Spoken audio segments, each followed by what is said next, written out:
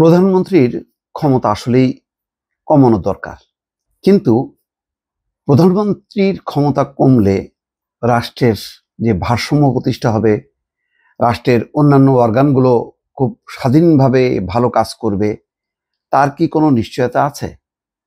আসলে আমি নিশ্চয়তা দেখি না। আগেও দেখেন যে আমাদের বর্তমান সিস্টেমেও প্রধানমন্ত্রীর ক্ষমতা আছে, আবার রাষ্ট্রপতির ক্ষমতা খুবই সীমিত।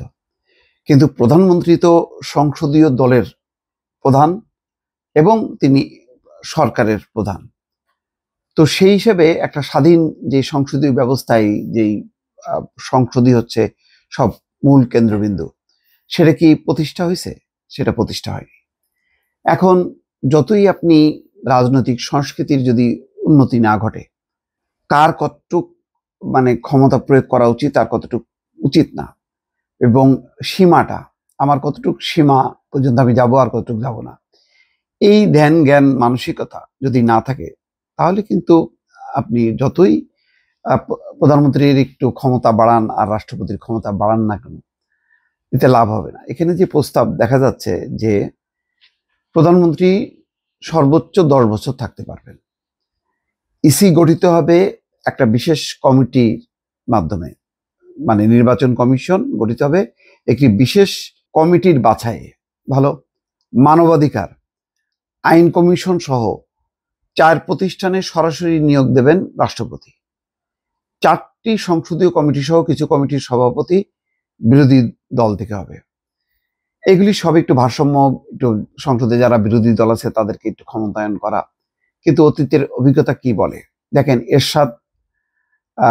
এরশাদের যে স্বৈরশাসন পতনে 3 জোটের রূপরেখার কথা মনে আছে? তারপর তো সংসদ হলো। সংসদে যে 2 দল মিলে, আওয়ামী লীগ এবং বিএনপি মিলে, তারা সংসদীয় ব্যবস্থা প্রবর্তন করলো। কিন্তু যেই লাও সেই কদু, এরশাদ যেই রকম ক্ষমতা ব্যবহার করতেন ঠিক সেই রকম ক্ষমতা ব্যবহার করলেন প্রধানমন্ত্রী হিসাবে বেগম খালেদা জিয়া। খুব কি পার্থক্য? অনেকেই তখন বলা শুরু করলো এটা হচ্ছে সংসদীয় স্বৈরতন্ত্র প্রতিষ্ঠা হয়েছে। তার মানে এখানেও সেই মূল কথা, প্রধানমন্ত্রী।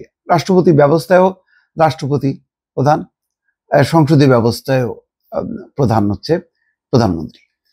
এইটা বিষয়টা হচ্ছে আপনার মূল কালচারটা আপনার দলের গণতন্ত্রে প্রতিষ্ঠার মধ্য দিয়ে রাষ্ট্রে আপনাকে প্রতিষ্ঠা করতে হবে। দলেই আপনি বছরের পর বছর আপনি শুধু হাসিনা বা খালেদা জিয়াকে দোষ দিয়ে লাভ, আপনি তৃণমূলে যান না, দেখেন এক একটা জেলার সভাপতি 30 বছর 40 বছর ধরে আছে। আমৃত্যু সে সভাপতি না, নতুবা সাধারণ সম্পাদক, সভাপতির নিচে কেউ নামবে না, সাধারণ সম্পাদকের নিচে কেউ নামবে না, এই পদ অন্যদের জন্য ছেড়েও দেবে না। তার মানে কি, আমরা একদম তৃণমূল থেকে শুরু করে কেন্দ্র পর্যন্ত আমরা একটা স্বৈরতন্ত্র বা স্বেচ্ছাতন্ত্র প্রতিষ্ঠা করছি। এমন একটা জেলা কমিটি দেখান তো বিএনপি আওয়ামী লীগের, যে বছরে বছরে সেখানে সভাপতি সেক্রেটারি পাল্টাইছে, পাবেন না। নেতার অভাব, বরং ওই এক একটা জায়গায় দেখবেন যে 10 জন সভাপতি ক্যান্ডিডেট, 20 জন সাধারণ সম্পাদক ক্যান্ডিডেট।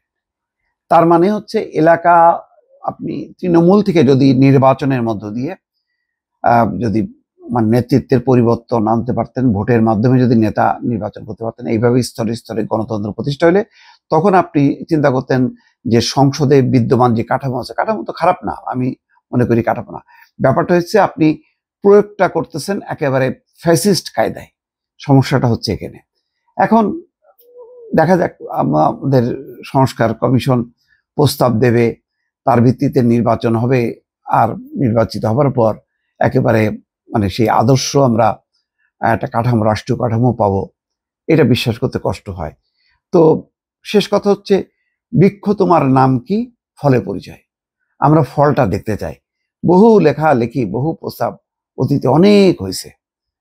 এখন বাস্তবিক অর্থে যে জনগণের একদম সমর্থনে একটা সরকার গঠিত হবে, এবং সেই সরকার ফ্যাসিস্ট হবে না, স্বৈরাচার হবে না, গণতন্ত্রের বিধিবিধান মানবে, বিভিন্ন ব্যক্তি সংস্থাকে ক্ষমতায়ন করবে, সে বিষয়টা আসলে দেখতে চাই আমরা। ভালো থাকবেন। আল্লাহ হাফেজ।